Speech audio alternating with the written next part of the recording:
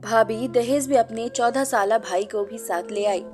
मोहल्ले वालों ने बहुत बातें की, मगर भाई ने सबको डांट कर खामोश कर दिया। हम भी कुछ ना बोले। एक रात भाई घर ना थे, मैं मौका देखकर भाभी के कमरे में छुप गई। मेरे होश उड़ गए। 14 साल भाई भाभी के साथ। जब से मेरा भाई बाबा की दुकान संभालने लगा था, बाबा ने तो दुकान पर जाना ही छोड़ दिया था। सारा काम उन्होंने अमन भाई के सर पर डाल दिया था। अमन भाई से छोटी 3 बहनें थी और मैं सबसे छोटी थी। मुझसे बड़ी बहन में और मुझ में 10 साल का फर्क था। जब भाई ने दुकान संभाली, बाबा ने बड़ी बहन की शादी की जिम्मेदारियां भी उन पर डाल दी। सबसे बड़े अमन भाई थे और उसके बाद 3 बहनें थी और मेरा नंबर सबसे छोटा था। अमन भाई ने बेटा होने के नाते तीनों बहनों को दहेज के साथ विदा किया था। शादी भी बड़ी धूमधाम से की थी, लेकिन उन जिम्मेदारियों को निभाते हुए अमन भाई की उम्र 35 से ऊपर हो चुकी थी। कम उम्र में ही जिम्मेदारियों को संभालने की वजह से उनके बाल जल्द ही सफेद होने लगे थे, इसलिए देखने में वो अपनी उम्र से 4 साल या 5 साल बड़े ही लगते थे। फिर काम की मसरूफियत की वजह से अपने ऊपर कोई खास ध्यान भी न देते थे। अब मैं बच्ची थी और मैं अभी बहुत छोटी थी। मेरी उम्र बस 14 साल की थी कि अब माँ और बाबा दोनों को अमन भाई की शादी का ख्याल आया था। लेकिन जब उन्होंने अमन भाई के लिए लड़कियां देखनी शुरू की, तो माँ को तो लड़कियां फौरन पसंद आ जाती थी, क्योंकि सभी खूबसूरत लड़कियों के घर ही मेरी माँ जाती थी। लेकिन जब वो लोग अमन भाई को देखने आते थे तो सब इनकार कर जाते। कभी तो वे अमन भाई को देखकर उनकी उम्र पूछने लगते थे, फिर कहते थे लगता तो ये है कि जैसे ये 40 से भी ऊपर का है। कोई नाक मुंह बनाता तो कोई कुछ कहता। 2 साल में ही अमन भाई परेशान हो गए थे। कहने लगे, माँ छोड़ो, मुझे शादी नहीं करनी। लेकिन मेरी माँ कहती थी कि तुम क्यों फिक्र करते हो, देखना कैसी चांद जैसी बहू लाऊंगी तुम्हारे लिए। चांद जैसी तो दूर, एक सही शक्ल और सूरत की लड़की के घर वाले भी भाई को नापसंद करके चले जाते थे। अब तो वाकई ही माँ परेशान हो गई थी। फिर उन्हें एक खूबसूरत लड़की मिल ही गई, जो थी भी इकलौती, और उसके माँ बाप ने भी अमन भाई को पसंद कर लिया। लेकिन मसला सारा ये था कि इसका छोटा भाई, जो कि 14 साल का था, अपनी बहन का आदी हो चुका था, क्योंकि इसकी माँ ने जब छोटे भाई को जन्म दिया तो वो बीमार रहने लगी। इसलिए मेरी होने वाली भाभी ने ही अपने छोटे भाई को पाला था। इसलिए वो मेरी भाभी के बगैर बिल्कुल नहीं रहता था। जैसे ही रिश्ता पक्का हुआ, भाभी के घर वालों ने कहा कि हमारा छोटा बेटा अपनी बहन के बगैर नहीं रहता, इसलिए वो भी विदा होकर आपके घर जाएगा। ये सुना था कि मेरी माँ के माथे पर बल पड़ गए। वो चिढ़ गई, कहने लगी, भला ये क्या बात हुई। लेकिन भाभी के घर वालों ने यही शर्त रखी थी। घर आकर माँ कहने लगी कि मैं तो साफ इनकार कर दूंगी। भला ऐसा कभी कहीं सुना है कि दुल्हन के साथ इसका भाई भी विदा होकर इसके ससुराल में जा बसे। माँ ने तो साफ इनकार कर दिया था, लेकिन अमन भाई का चेहरा मुरझा गया था। बड़ी मुश्किल से तो कोई लड़की वाले उनके लिए माने थे। बाबा कहने लगे कि ऐसा करो कि शादी कर दो। शादी के बाद खुद ही कुछ महीने बाद लड़के को हम वापस भेज देंगे। कम से कम शादी हो जाएगी तो वो लड़की भी अपने भाई से दूरी तैयार कर लेगी, सब कुछ ठीक हो जाएगा। बड़ी मुश्किल से तो अमन का रिश्ता तय हुआ है। बाबा की बात पर माँ भी खामोश हो गई और बहनों ने भी यही कहा कि माँ ऐसा ही कर लेते हैं। यूं भाभी का रिश्ता अमन भाई से पक्का हो गया। शादी की तैयारी दोनों तरफ ही जारी थी और शादी भी बड़ी धूमधाम से हुई थी।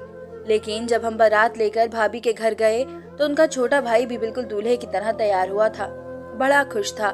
जैसे ही भाभी की विदाई हुई, उसने भी अपनी अटैची उठाई और गाड़ी में रख दी। ये देखकर तो हम सबके ही मुंह बन गए थे, लेकिन मजबूरी थी। कुछ महीने तो हमें इस 14 साल लड़के को बर्दाश्त करना था। वो मेरे ही साथ का था, इसलिए सबसे ज्यादा मुझे चिढ़ होने लगी थी, क्योंकि माँ ने कहा था कि तुम्हें अपना कमरा इस बच्चे को देना पड़ेगा और तुम मेरे साथ ही मेरे कमरे में सो जाना। मेरी चारपाई माँ ने शादी से पहले ही अपने कमरे में डाल दी थी। माँ बाबा उम्र के जिस हिस्से में थे, दोनों ही तेज आवाज में खर्राटे लेकर सोने के आदी थे और मुझे जरा सी भी शोर में नींद नहीं आती थी। मेरी बड़ी बहनों की शादियों को भी 4-5 साल हो चुके थे, इसलिए अकेली कमरे में रहने की आदी हो चुकी थी। लेकिन मेरी मजबूरी थी कि 3-4 महीने मुझे अपने कमरे की कुर्बानी देनी पड़ रही थी, और क्योंकि वो कुर्बानी मुझे भाभी के भाई की वजह से देनी पड़ रही थी, इसलिए मुझे इस पर ही गुस्सा आने लगा था। लेकिन मैं नहीं जानती थी कि 14 साल लड़का सिर्फ नाम का ही 14 साल का है, वरना तो वह। बहरहाल भाभी को मैंने ही उनके कमरे में बिठाया था, क्योंकि माँ का मूड तो बहुत खराब था और मेरी बड़ी तीनों बहनें हॉल से ही विदा होकर अपने ससुराल में जा चुकी थी। जब भाभी को मैंने कमरे में बिठाया और कमरे से बाहर आई तो उनका भाई दरवाजे के बाहर ही खड़ा था। मुझे घूर घूर कर देखने लगा, कहने लगा, मुझे अपनी बहन के साथ सोना है, इसलिए पीछे हटो, मुझे कमरे में जाना है। यह सुना था कि मेरा दिमाग खोल के रह गया।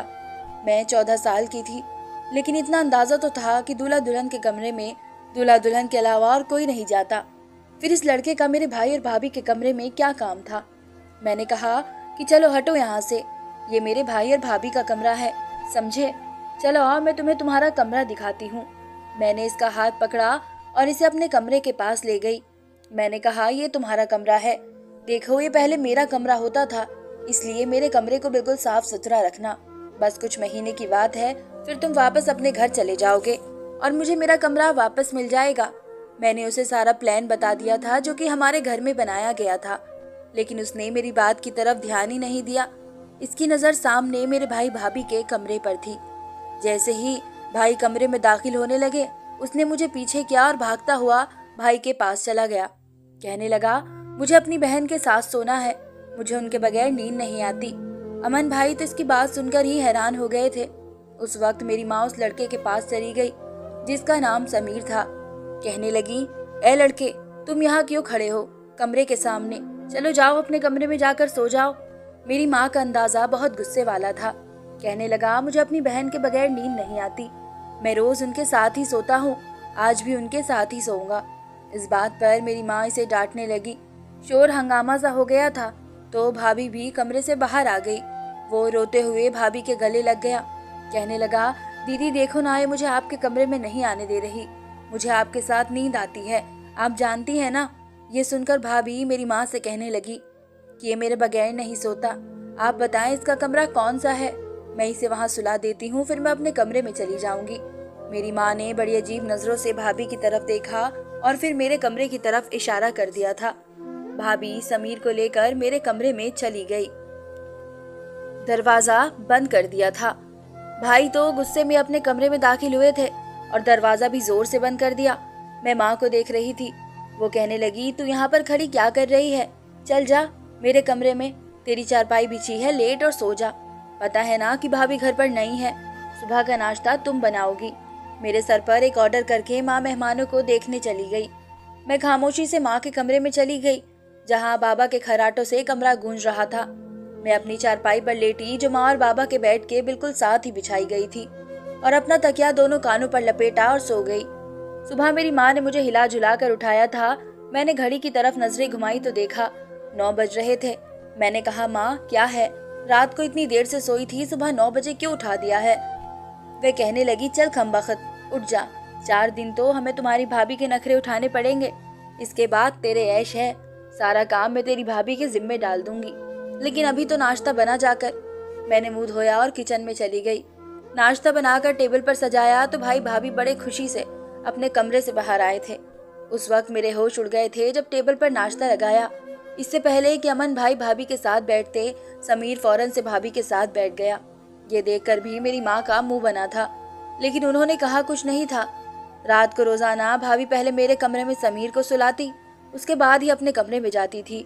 मैंने ये बात महसूस की कि भाभी समीर का बहुत ख्याल रखती थी। वो कहता कि दीदी मुझे आज ये खाना है तो भाभी वही बनाती, और मेरी माँ को तो जैसे समीर से कोई खास चिढ़ती। जिस चीज़ के लिए वो कहता, माँ साफ मना कर देती कि कोई ज़रूरत नहीं है फिजूल खर्ची करने की, ऐसा करो दाल चावल बना लो। ये सुनना था कि समीर गुस्से से लाल हो जाता, कहने लगता, अभी मैं बिरयानी ही खाऊंगा, मेरे लिए आप बिरयानी बनाए। माँ कहने लगी, तुम्हारे बाप की कमाई नहीं आती इस घर में, मेरे बेटे की आती है। खबरदार जो तूने अपनी चलाने की कोशिश की, ज्यादा ही तुझे अपनी मर्जी करने का शौक है तो जा यहाँ से, ये सब माँ बाप के घर जाकर कर, ये मेरा घर है। क्यों माँ को इस लड़के से चिढ़ सी हो गई थी? वह तो हमेशा इसके खिलाफ ही बातें करती थी। अब भाभी बेचारी परेशान सी हो जाती, लेकिन शायद मेरी सिर्फ ये सोच ही थी कि भाभी बहुत शरीफ है, क्योंकि वह खुद तो कुछ नहीं कहती थी, लेकिन अपनी हर बात भाई के जरिए से हम सब तक पहुंचा देती थी। अगले ही दिन भाई ने कहा कि माँ आप छोटे से लड़के के साथ क्यों बहस करती हो? मैं जो कुछ कमाता हूँ इसी घर में तो लाकर रखता हूँ, घर में किसी चीज की कमी थोड़ी है। क्या फर्क पड़ता है कि अगर वो बच्चा बिरयानी की फरमाइश कर देता है, पकनी तो उसकी बहन ने ही है। जब इसे एतराज नहीं तो आप क्यों जिद करती हैं? माँ कहने लगी, तो क्या सारा कुछ इसको खिला दूंगी? तुम्हें पता है ना कि अभी शादी के लिए तुम्हारी छोटी बहन भी बाकी है, इसकी भी शादी तुमने ही करनी है। माँ को कुछ और याद ना आया तो मैं याद आ गई। मैं जो इस वक्त आम काट रही थी, आम खाने का सोच रही थी, मेरा हाथ वहीं रुक गया। मैंने कहा, माँ अभी मैं सिर्फ 14 साल की हूँ और 9th क्लास में पढ़ती हूँ। मेरी शादी की बात मत करें आप। इस बार तो अमन भाई के भी तेवर अलग थे। कहने लगे, पहले तो आपने तीनों बहनों के दहेज की और शादियों की जिम्मेदारी मुझ पर डाल दी, मुझे उम्र से पहले ही बूढ़ा कर दिया। अब आप क्या चाहती हैं कि मैं बस आप लोगों के बारे में ही सोचता रहूं, अपने और अपनी बीवी के बारे में कुछ ना सोचूं? माँ, कोई फर्क नहीं पड़ता। अगर वह बच्चा 4 चीजों की फरमाइश कर लेता है तो मैं ही कमाता हूँ ना, मैं इसका पूरा खर्च कर लूंगा। ये कहकर अमन भाई बड़े गुस्से से अपने कमरे में चले गए। माँ तो भाई का ये रंग ढंग देखकर ही सीना पकड़ कर बैठ गई। कहने लगी, हाय हाय कैसी लड़की है, आते ही मेरे बेटे को अपने काबू में कर लिया। अब सारी जिंदगी वो अपने साले को पालेगा, इसका अच्छे से स्कूल में भी एडमिशन करवाएगा, इसी के सारे खर्चे पूरे करेगा। मेरा बेटा तो मेरे हाथ से निकल गया। माँ को अपने ख्यालात डराने लगे थे। खैर, मैंने माँ की बातें सुनी और कंधे उचकाए आम खाने लगी। एक बार मैं सोचने लगी जो बात मैंने महसूस की थी। वो समीर कभी भी अपने बैग को किसी को भी हाथ ना लगाने देता था, जिसमें वो अपने कपड़े और जरूरत का सामान डालकर लाया था। मुझे बड़ा ताज्जुब होता कि मैं देखूं तो सही कि आखिर इसके बैग में ऐसा क्या है। दूसरी बात मुझे ये परेशान करती थी कि रात को रोज भाभी जब भी समीर के साथ कमरे में जाती तो दरवाजे की कुंडी लगा देती और फिर 2 घंटे बाद ही बाहर आती। मैं तो काफी परेशान होती थी, जैसे कि न जाने क्या बात हुई हो। जाने क्यों मुझे कुछ अजीब सा महसूस होने लगा था, क्योंकि मैंने देखा था कि अक्सर जब भी भाभी किचन में होती और समीर स्कूल से आता तो सीधा किचन में जाता, भाभी के गले में बाहें डालकर उनसे फरमाइश करने लगता कि मैं ये खाऊंगा वो खाऊंगा। लेकिन एक बार जो कुछ मेरे कानों ने सुना, मैं तो सुनकर दंग सी रह गई थी। मैंने स्कूल में लंच नहीं किया था। जब मैं घर आई तो मुझे भी बहुत तेज से भूख लगी थी। मैं और समीर एक ही स्कूल में पढ़ते थे, लेकिन मैं गर्ल्स कैंपस में थी और वह बॉयज कैंपस में। घर हम इकट्ठे ही आते थे। जैसे ही हम घर में आए तो समीर आदत के मुताबिक किचन में चला गया। इस बार मैं भी किचन में ही गई थी, लेकिन समीर से पीछे खड़ी थी। इसने बाहें भाभी के गले में डाली और जो इसने भाभी से कहा वो सुनकर तो मेरी रंगत उड़ गई थी। इससे पहले कि वह दोनों मेरे आने से खबरदार होते, मैं फौरन से पलट के अपने कमरे में आ गई। ये कैसी हकीकत थी जो मुझ पर खुली थी। अब तो मेरा दिमाग साए साए करने लगा था। कुछ दिन तो मुझे अपने कानों पर यकीन ही नहीं आ रहा था कि जो बातें मैंने सुनी है वो सच है। अगर वह सोचती तो ये तो बहुत बड़ी गलत बात थी, क्योंकि समीर तो भाभी का सगा भाई था ही नहीं। मेरा दिमाग चकराने लगा था। मैंने सोचा कि मुझे इसके बैग की तलाशी जरूर लेनी चाहिए। जरूर इसमें कुछ ऐसा है। वह क्यों किसी को भी हाथ नहीं लगाने देता। इस दिन समीर क्रिकेट खेलने शाम को ही बाहर गया था। इसका कमरा बिल्कुल खाली था। मैं चुपके से कमरे में आई और मैंने दरवाजा बंद कर दिया और मैंने जैसे ही उसके बैग की चैन खोलनी चाही तो उस पर ताला लगा था। मैं बड़ी मायूस हुई, लेकिन मैंने हिम्मत नहीं हारी। मैंने हर जगह चाबी ढूंढने की कोशिश की। मुझे इसके बैग की चाबी साइड टेबल के दराज से मिल गई। जैसे ही मैं बैग खोली, सामने रखी चीज पर मेरी नजर पड़ी। मेरे होश उड़ कर रह गए थे। ठीक से देख भी नहीं पाई थी कि जब कमरे का दरवाजा एकदम से खुला था। सामने समीर खड़ा था। जब उसने खुला बैग देखा तो गुस्से से लाल हो गया। मेरे पास आया, कहने लगा, तुम्हारी हिम्मत कैसे हुई मेरे बैग को हाथ लगाने की, इसे खोलने की? चोर कहीं की, चाबी चोरी करती हो, मेरे बैग की तलाशी लेती हो। मैंने चोरी चुपके से कोई काम किया था और पकड़ी गई थी। मैं तो बुरी तरह से नर्वस हो गई थी। फौरन से कमरे से बाहर निकल गई। जो हकीकत में जान चुकी थी, मैं अपने आंखों से और देखना चाहती थी, और सबूत भी तो चाहिए था भाई को दिखाने के लिए। एक बार भाई अपने जरूरी काम के सिलसिले में दूसरे शहर गए तो समीर भाभी के कमरे में ही सोने लगा। एक दिन मैं भाभी के कमरे में छिप गई और उनके बीच होने वाली बातों को मोबाइल में रिकॉर्ड कर लिया।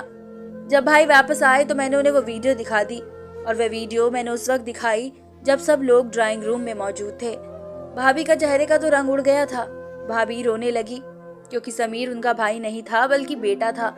बहुत कम उम्र में ही उनकी शादी हो गई थी, लेकिन पति ने चंद महीने बाद ही तलाक दे दी।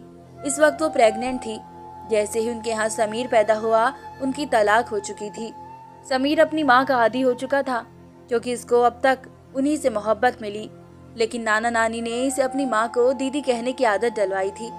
हालांकि वो जानता था कि भाभी उसकी माँ है, और इस दिन भी मैंने किचन में यही देखा था कि समीर भाभी के गले में बाहें डालकर उन्हें माँ और मम्मी ही कह रहा था, और वो उसे डांट रही थी कि मुझे सबके सामने दीदी कहा करो। समीर के बैग से भी मैंने इसकी माँ और बाप की शादी की तस्वीर देखी थी, जिसमें भाभी दुल्हन बनी हुई थी और उनके साथ एक नौजवान खड़ा था। ये सब जानकर भाई तो अपना सर पकड़कर बैठ गए। मेरी माँ कहने लगी कि तुमने इतना बड़ा सच हमसे क्यों छुपाया, और भाभी रोने लगी, कहने लगी कि मैं सच बता देती तो आप लोग शादी ना करते और मेरे बूढ़े माँ बाप मेरी शादी करना चाहते थे। फिर वह भाई की मिन्नत करने लगी कि भाई उन्हें तलाक न दे। भाई ने कहा कि जो कुछ हुआ बस उसे भूल जाओ, हमारा बेटा अब यहीं पर रहेगा। मेरी माँ कहने लगी कि नहीं, मेरे घर में जवान बच्ची रहती है, ये किस हैसियत से यहाँ रह सकता है। भाई ने तो इस बात पर जो जवाब दिया तो मेरे होश उड़ गए। कहने लगे कि आप मेरी छोटी बहन की मंगनी समीर से कर दे, जैसे ही ये दोनों बड़े होंगे हम उनकी शादी कर देंगे, आपको भी बेटी की शादी की फिक्र करने की जरूरत नहीं है। यह सुनकर मेरी माँ भी चुप कर गई, लेकिन मैं परेशानी की वजह से अपने कमरे में चली गई और कुछ सालों बाद मेरी समीर से शादी हो गई और अब हम सब मिलकर रहते हैं और बहुत खुश रहते हैं। धन्यवाद दोस्तों। उम्मीद करती हूँ आप सबको मेरी ये कहानी पसंद आएगी।